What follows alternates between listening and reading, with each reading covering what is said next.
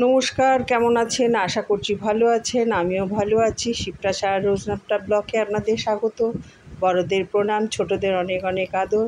আজকে নারকেলের দুধ দিয়ে ঝিঙে চিংড়ি মাছের ফুলকি যুগলবন্দি করব, তারই প্রস্তুতি নিয়েছি।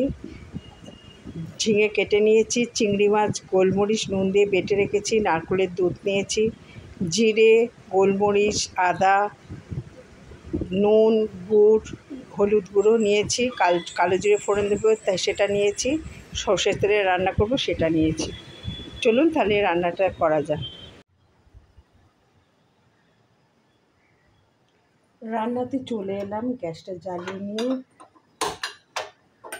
তেলটা দেব।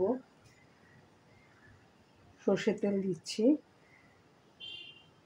তেলটা গরম হয়ে গেলে তারপরে ফোড়নটা দেব।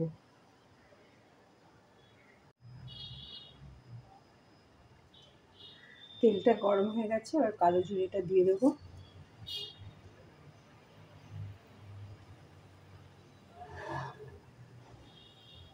কালো জিরেটা একটু হয়ে যাক, তারপরে ঝিঙেগুলো দিয়ে দেবো।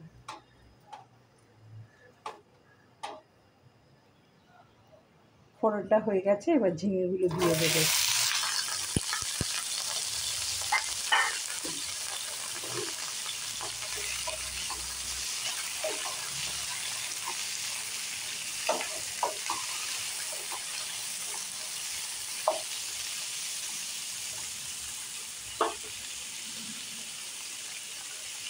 এবার নুনটা দিয়ে দেবো।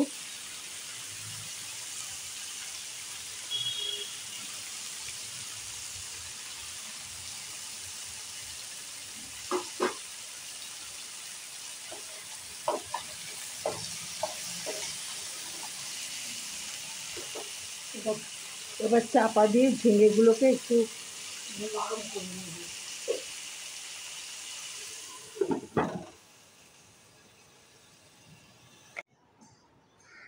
এবার চাপাটা খুলে দেখে নেব।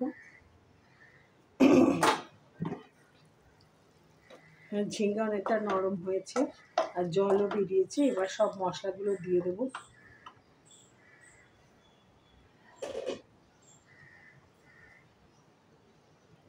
গুড় দিচ্ছি, আদা বাটা দিচ্ছি, হলুদ গুঁড়ো, জিরে গুঁড়ো, গোলমরিচ গুঁড়ো।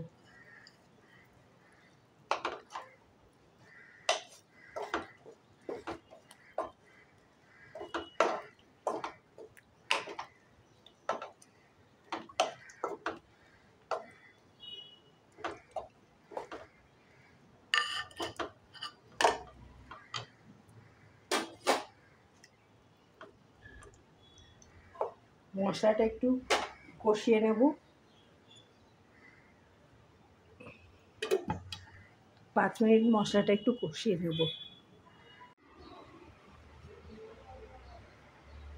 এবার চাপাটা খুলে দেখে নিই, মশলাটা কষানো হয়ে গেছে।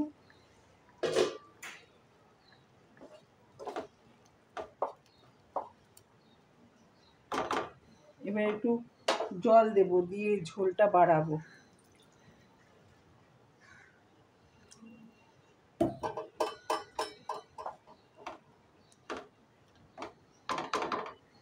এবার চিংড়ি ফুলকিগুলো ছেড়ে দেবো।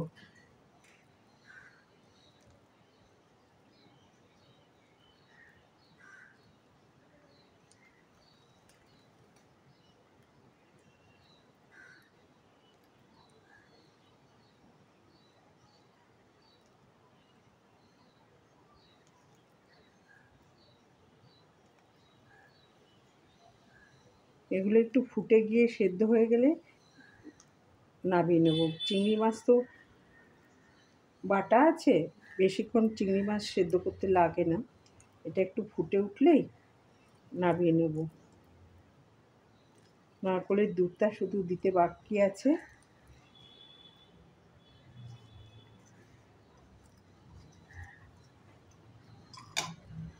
এটা চাপা দিয়ে ফুটিয়ে নেব।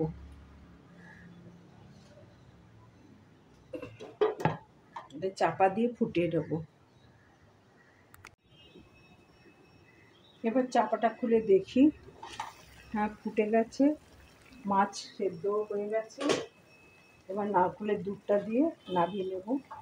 কটা কাঁচা লঙ্কা দিচ্ছি, কাঁচা লঙ্কাগুলো রাখতে ভুলে গেছিলাম, গোটা দিচ্ছি, কাটাচ্ছি না, ঝাল হয়ে যাবে তার। এবার নারকেলের দুধটা দিয়ে দেবো।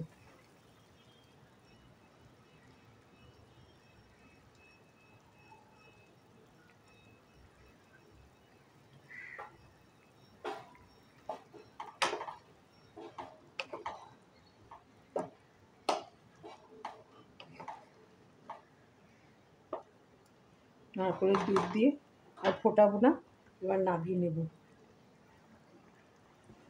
লাঞ্চের থালিটা নিয়ে চলে আসলাম। থালিতে আছে গন্ধরাজ লেবু, ঢ্যাঁড়স ভাতে, পোস্ত বাটা, পেঁয়াজ দিয়ে, চিংড়ি মাছ দিয়ে নোটে শাকের চচ্চড়ি, ভোলা মাছের ঝাল, আর নারকেলের দুধ দিয়ে ঝিঙে চিংড়ির ফুলকির যুগলবন্দি রেসিপিটা নিয়ে রেখেছি, সেটা আপনাদের সঙ্গে শেয়ার করেছি।